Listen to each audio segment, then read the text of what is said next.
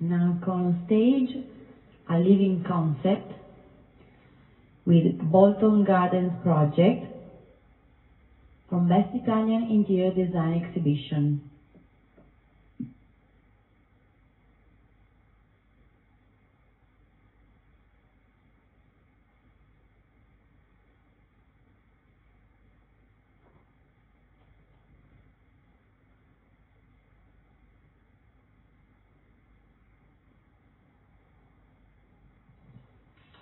Hello. And where should I go this side? Good afternoon, and Simona, thank you very much for inviting me to Venice. Sorry. It's always a pleasure to be in such a beautiful city. I am here to present the project that's exhibiting. It consists of a 2,500 square feet terraced house in southwest London. Its location is in very close proximity to the Boltons, which is known to be the most exclusive and valuable real estate in the United Kingdom, and which is over there. The client has asked me to look for a property in that area on a lateral sort of aspect, which is unusual in London, when properties are normally very narrow and long and on separate stories.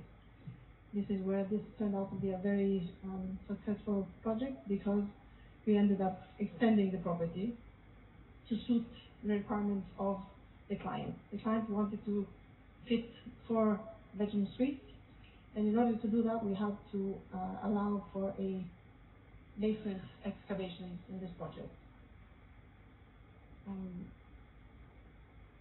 The services that my company provides in London are very much directed to property development and luxury interior design projects. We tend to secure real estate properties in good locations. We design them to maximize the value and the potential of the property.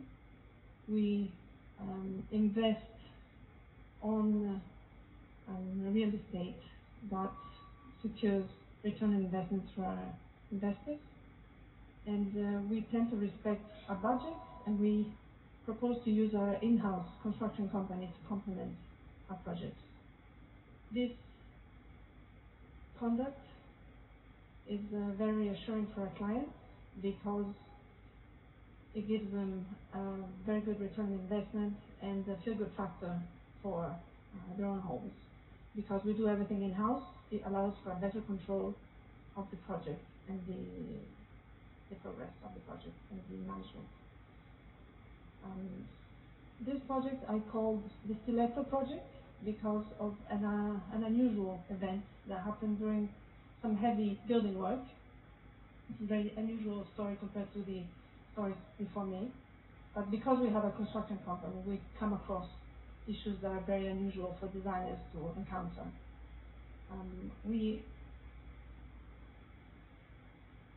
This is the project when it was demolished. As you can see, hold on, let me come to the pointer anyway. But what's interesting about this project is what happened to us, which is something that happens a lot in London when we excavate basements. We do everything to suit the structural engineer's designs and specifications. And when we excavated the 140 cubic meters of soil, we inserted all the structure, as you can see over there, approximately 10 to 15 beams, steel beams, and pillars. And when we were doing that, we secured the basement post, which is this one. In this new excavated room, which is 4 meters high, we fitted this post to the underside of the ground floor beam, which separates the 2 neighboring properties. When we fitted this beam to the underside of that and the new basement floor, we bolted it to a very secure reinforced concrete pit that had just been cast the day before. That happened on a Thursday afternoon, and on a Friday, when I go to site in the morning, the whole of the structure of the house is ready to start fitting out the house to do the cosmetic part of it. I tell myself, okay, time to take a break, go away for a long weekend in the countryside because all the structure work is finished, ready for Monday to come back in and finish and start building the inside, the interior of the house. Until it was 7 p.m., I just arrived in the countryside, and my site foreman calls me. His name is Keith. He says, Annabella, I think there's a problem here. And I said, what do you mean the problem? He said, I happened to drop the hammer on this newly cast pit below this bottom post, and it's crumbling. So I said, what do you mean it's crumbling? It can't be crumbling, it's reinforced concrete. So I said, show me with a video what it looks like. So he shows me with a video, he picks up the hammer, tests it, and it is repowder. That moment, I start shivering, very scared, because clearly there was the whole load of the house onto something which was like a stiletto thread with no resistance at all. I panicked and I ran back to London, called my structural engineer, and next morning, Saturday, we were there bracing and making the site safe by removing all the loads that were just rested on the post. This happened because the supplier of the concrete, instead of supplying C35 concrete, supplied C4 concrete, which has no structural properties whatsoever. This was, I don't know why it happened, but it's a very well-known company that supplied the concrete. And thankfully we were very diligent, very quick to run back and assist and make the site safe. It really saved both properties, neighboring properties collapsing onto mine. And thankfully we managed to make it safe during that weekend, and we managed to excavate the faulty concrete and recast proper concrete, and then allowing us to finish the project. I'm saying this because I would like to share this sort of problems, because in London it happens a lot. I don't know in Italy, but it's a very serious problem.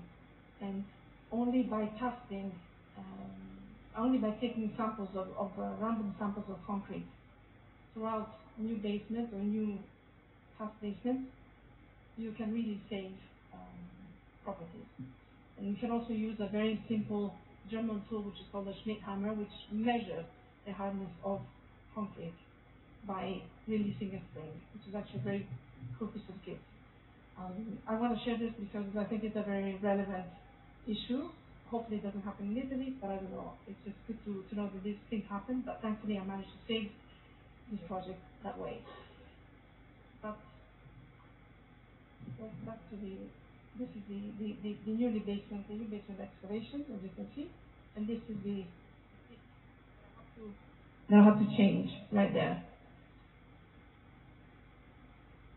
Thankfully, we managed to make the structure safe, and we managed to start building the interior of the property the way you see it here, with curved walls, a harmonious balance of curved walls and ceilings, a special wall finish which resembles mother of pearl, with some very high-end technological home automation systems where we try to hide all the sources of audio video, including lighting and light fittings. So everything you see is really the essential that we should be looking at in a house, I think. The in-floor gas fire creates a magical atmosphere when it's on, especially in the winter. You can see it over there. I am very happy with how the project turned out to be. It was a great challenge for me. It was difficult, but like everything difficult in life, it turns out to be an exceptional project, and it gave me a lot back. And the evolution of the space, the ergonomics within the house, the multifunctionality of certain rooms make it really, really worth the investment. The furniture arrangement house, which is not here, but if I go back, no, if I go back, here it is, hold on.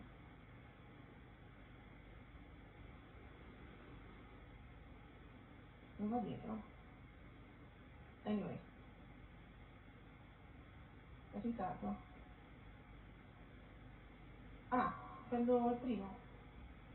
Questo, quello, ecco.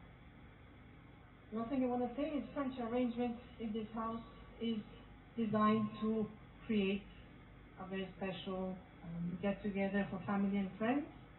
And for me, that is what is important in life. And this is why I'm grateful for it to have been so successful. And I'm grateful to be here today in Venice. Thank you, Simona.